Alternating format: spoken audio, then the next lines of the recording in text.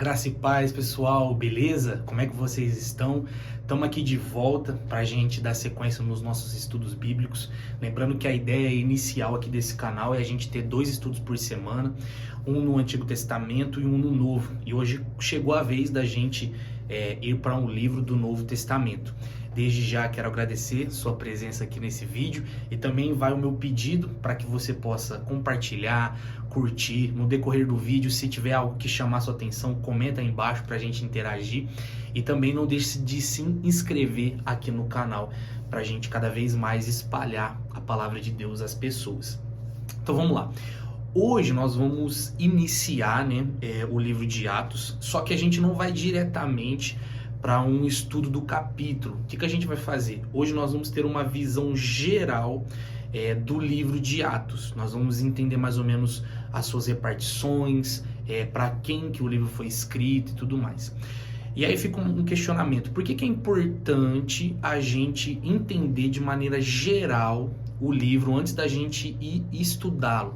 Porque quando a gente consegue entender, muitas vezes, o motivo pelo qual o livro foi escrito, ou quando a gente consegue entender o público no qual aquele livro foi escrito, a gente consegue entender algumas nuances, a gente consegue entender por que algumas coisas são repetidas, e aí isso tudo ajuda nós na compreensão do todo daquele livro e também na narrativa bíblica como geral. Vou dar um exemplo. Quando você está estudando a Bíblia e você vem, por exemplo, em Gênesis, Êxodo, Levítico e Números. Quando você chega em Números, por exemplo, você, na verdade não, confundi. Quando você chega em Deuteronômio, você vai perceber que aquele livro ele é quase como uma repetição da lei.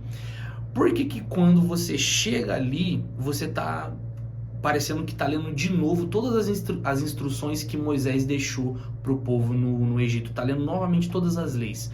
Porque o livro de Deuteronômio ele é chamado como a segunda lei, porque Moisés está ministrando e pregando para a segunda geração que nasceu no Egito. A geração é uma geração que não veio diretamente do Egito, mas é uma geração que foi formada lá. Porque, não sei se você lembra, mas o povo permaneceu no deserto durante 40 anos. Então, quando você se depara com o livro de Deuteronômio, entendendo que ele é uma repetição para uma segunda geração, você consegue entender o porquê muitas vezes nós precisamos repetir as coisas para os nossos filhos. A gente aprende que muitas vezes nós precisamos repetir as coisas para nós, para a gente poder absorver mais as coisas. Então, esse tipo de análise, esse tipo de compreensão geral de um livro nos motiva a gente encarar ele de uma forma diferente. Por exemplo, quando você vai comparar Crônicas e Reis, você vai perceber que Crônicas muitas vezes copia ou imita algumas histórias de reis, só que dão alguns detalhes a mais ou diferentes. Por quê? Crônicas tem a intenção de dar uma... Como que eu posso chamar isso? Crônicas tem a intenção de dar mais atenção à tribo de Judá, a tribo no qual futuramente daria origem ao Messias, que no caso é Jesus. Por isso que em Crônicas a gente vê uma repetição dos reis de Israel, mas só que com uma ênfase maior ali no caso para a tribo de Judá. Então esse tipo de análise geral do livro ajuda a gente em vários quesitos para a gente chegar diante dele e entender, então é por isso que ele repete isso tantas vezes. Por exemplo, outro exemplo aqui, Mateus, quando Mateus faz várias alusões ao Antigo Testamento, a várias profecias. A intenção ali de Mateus é provar para o povo judeu, que Jesus ele é de fato o Messias que foi prometido no Antigo Testamento. Já João ele tem uma motivação um pouco diferente, que é comprovar Jesus como Filho de Deus. Por isso que você vai ver muitas citações, na verdade você vai ver muitas falas de João afirmando Jesus como ele e o Pai sendo um, como Jesus sendo o Verbo, como Jesus sendo Deus, porque essa é a intenção de João. Então isso faz a gente compreender melhor o livro e não ficar com aquela sensação do tipo assim, ah, cara, por que eu tenho que ler isso? Por que eu tenho que ficar vendo toda vez a mesma coisa nesse livro? Quando a gente tem a análise geral, a gente facilita essa compreensão. Beleza? Então vamos lá. Vamos agora entrar direto no estudo de hoje. Atos, ele é uma continuação direta do Evangelho de Lucas. Muitos teólogos afirmam que Atos e Lucas são um livro só. Por quê? Porque Lucas ele estava escrevendo para uma pessoa que queria entender mais sobre o Evangelho, sobre a pessoa de Jesus, e no caso essa pessoa era Teófilo. Teófilo, ele provavelmente era uma pessoa bem instruída, ele tinha uma posição na sociedade um pouco mais abastada do que os demais. É por isso que Lucas ele é bem detalhista em algumas falas, em algumas questões, em algumas marcações, porque ele está falando com alguém que quer de fato compreender o todo da fé cristã, e era alguém instruído, alguém que conhecia, alguém que sabia ler, alguém que era estudado, por isso que precisava de riquezas de detalhe. E aí o que a gente observa? Que Lucas, né, o Evangelho de Lucas, ele vai terminar com a ressurreição e a ascensão de Atos. Atos ele vai vir diretamente a partir desse ponto. Então Atos ele vai retomar essa questão da ascensão de Jesus, só que ali no caso Jesus ele faz as suas instruções e promessas finais para os discípulos. Só que o que acontece? Qual que é a diferença principal, né? Já que muitos entendem que Lucas, né, e Atos são um livro só, quais são as diferenças principais entre os dois?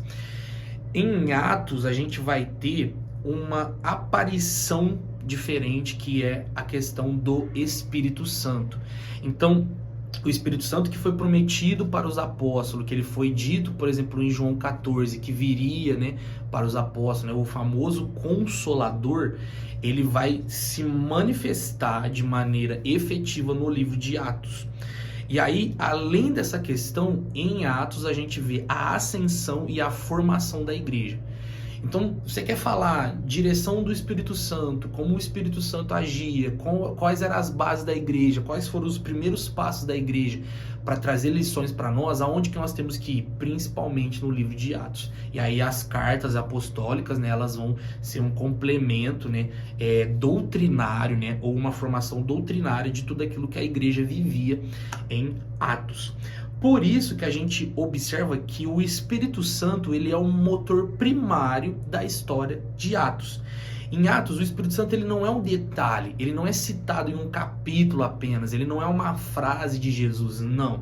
Ele é o principal protagonista. O protagonista de Atos não são os apóstolos, não é Pedro, não é Paulo, não é ninguém, é o Espírito Santo. E a maneira como ele conduziu, dirigiu e formou a igreja. Então a gente nota que a igreja ela não avançou por responsabilidade ou habilidade humana, mas ela se moveu pelo agir e direção ativa do Espírito Santo. Amém? Tá dando para pegar aí? E aí o que acontece?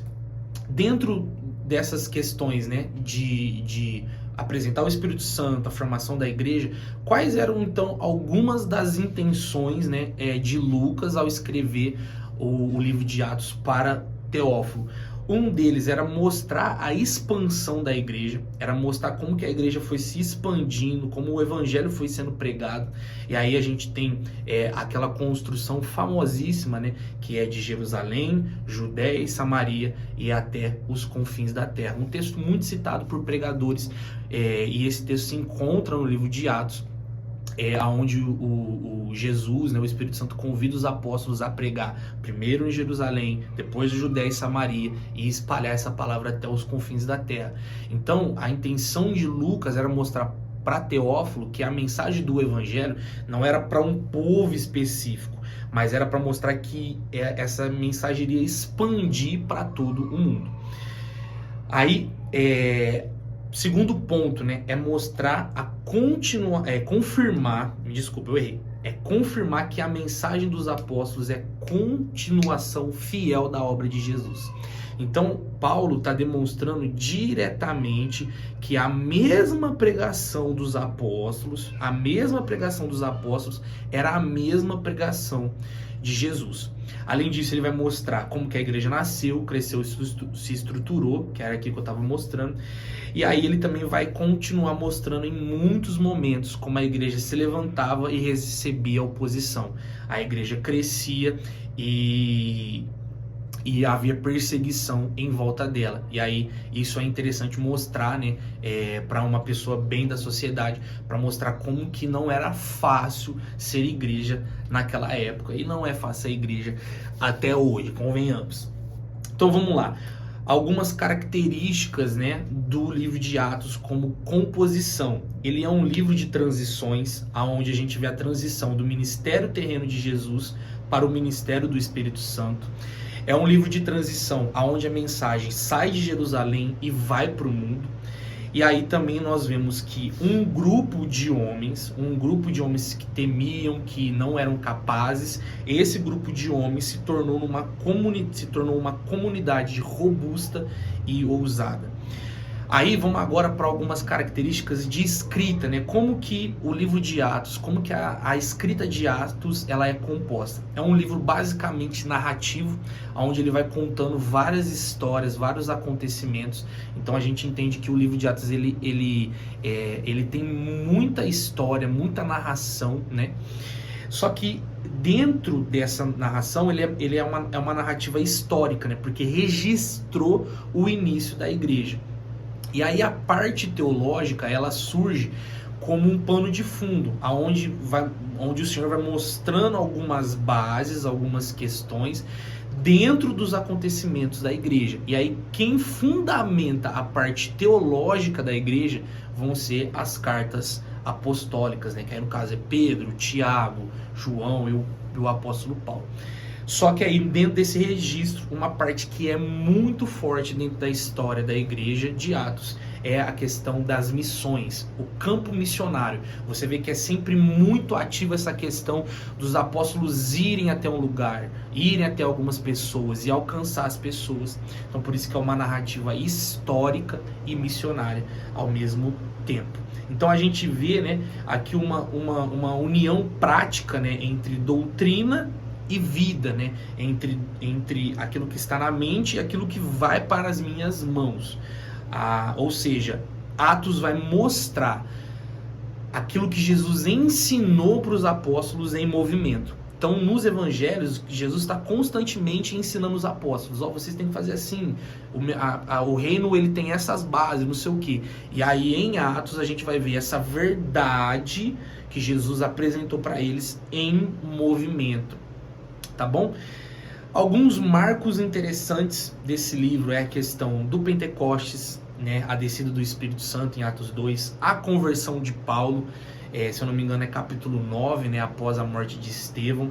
A gente vai estudar tudo isso juntos. A gente tem um concílio de Jerusalém, onde ali eles acertam algumas questões missionárias, doutrinárias, perdão. Se eu não me engano é Atos 14, 15, 16, principalmente a questão ali entre Paulo e Pedro, né? E Tiago faz aquela intermediação ali.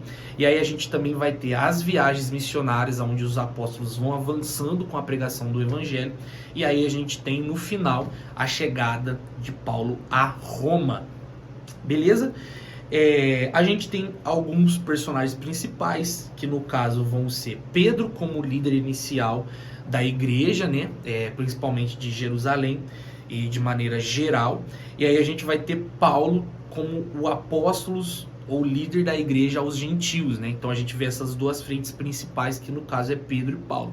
Só que a gente tem alguns personagens secundários, como Barnabé, Silas, Estevão, Filipe, Timóteo, Marcos e por aí vai. A gente vai encontrar alguns deles aqui conforme a gente for estudando os capítulos.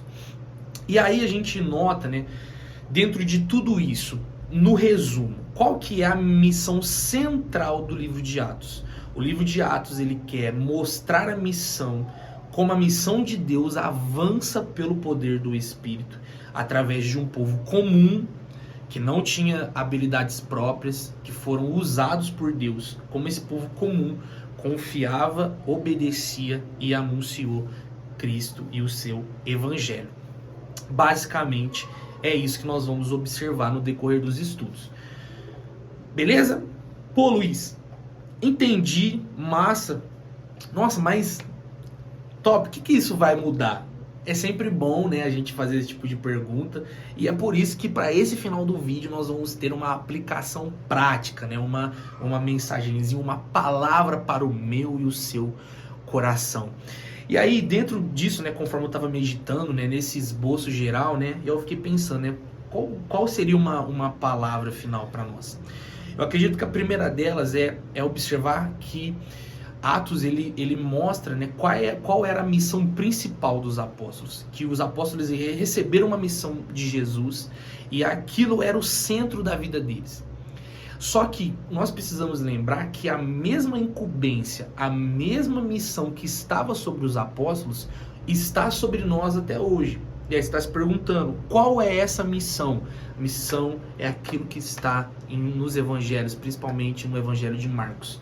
Ide por todo mundo, pregai o evangelho e fazer discípulos. Essa é a principal missão da nossa vida. Ide por onde você vai, por onde quer que você esteja, no seu trabalho, na sua família, numa festa, no trânsito, em todo lugar, pregue o evangelho.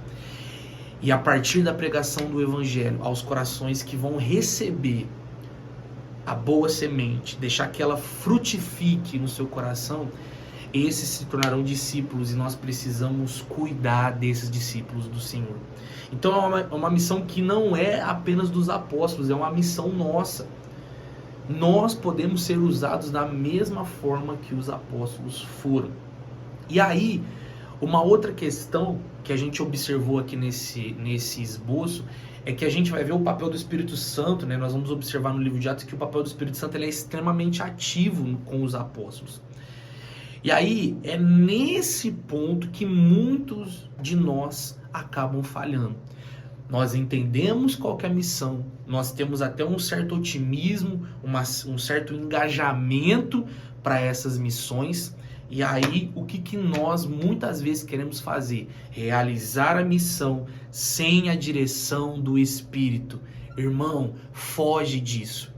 Isso é um sinal de alerta forte para a nossa vida. Como que a gente pode fazer uma missão, como que a gente pode trabalhar nessa missão se a gente não tem o Espírito Santo dentro de nós? É a partir do Espírito Santo que vem a instrução, é a partir do Espírito Santo que vem o discernimento, a sensibilidade para você poder se movimentar, para você receber poder, ousadia do Senhor. E aí, se a gente quer se mover na missão sem a direção do Espírito Santo, sem a sabedoria que provém do céu, sem o fruto do Espírito, a paciência, o amor, o domínio próprio, a longanimidade, como que nós vamos realizar, como nós vamos concretizar, como nós vamos ser efetivos nessa missão? Irmão, não dá para prestar serviço ao reino, não dá para trabalhar, não dá para agir no reino de Deus sem ser guiado e direcionado pelo Espírito Santo. Como que está o seu relacionamento com Ele? O Espírito Santo tem te guiado? Ele tem te conduzido? Você está sensível ao que Ele tem falado ao seu coração a partir da palavra de Deus, a partir de pessoas sábias? Isso é uma palavra para nós. Não deixe a sensibilidade apagar. Não deixe a sensibilidade morrer. Esteja sempre sensível, sempre de ouvidos atentos para aquilo que o Espírito Santo quer direcionar na sua vida. Que aí sim você vai ver que a missão vai se concretizar, que a missão vai dar certo e nós vamos conseguir realizar aquilo que o Senhor pediu para nós. Ide por todo mundo, pregai o evangelho e fazer discípulos. Amém? Convido você a fechar os seus olhos para nós orarmos e vamos lá. Senhor Jesus, eu te agradeço por essa palavra. Apenas no esboço geral, o Senhor já trouxe essa mensagem poderosa para nós. Que possamos estar engajados a todo momento na missão de pregar as boas novas, de fazer discípulos. Seja na internet, seja em casa, seja na família, seja no trabalho, aonde quer que estivermos, Senhor. Que a gente não venha se acovardar de pregar o Teu Evangelho. Mas, Pai, não afasta de nós o Teu Espírito. Deus, às vezes o pecado, ele vem diante de nós, nós pecamos e a gente abafa a voz do Espírito Santo, nos foge, nos tira dessa realidade, que a gente possa fugir dessa realidade, que possamos viver todos os dias sendo guiados e direcionados pelo Teu Espírito Santo. Ah, Senhor, não deixe a gente ouvir outra coisa, Pai, a não ser a voz do Espírito Santo. Que possamos ouvir constantemente, diariamente a voz do Espírito. Estar sensível, Deus, ao modo de agir, ao modo de falar. Nos direciona nessa missão para a gente perseverar até o final. Em nome de Jesus. Amém. E amém. Eu vou ficando por aqui, faço novamente meu pedido. Se essa palavra te abençoou, se ela tocou no seu coração, comenta aqui embaixo, curte, compartilha, se inscreve para que o conteúdo alcance mais pessoas e elas sejam transformadas pela palavra de Deus. Um grande abraço do Luiz e até mais.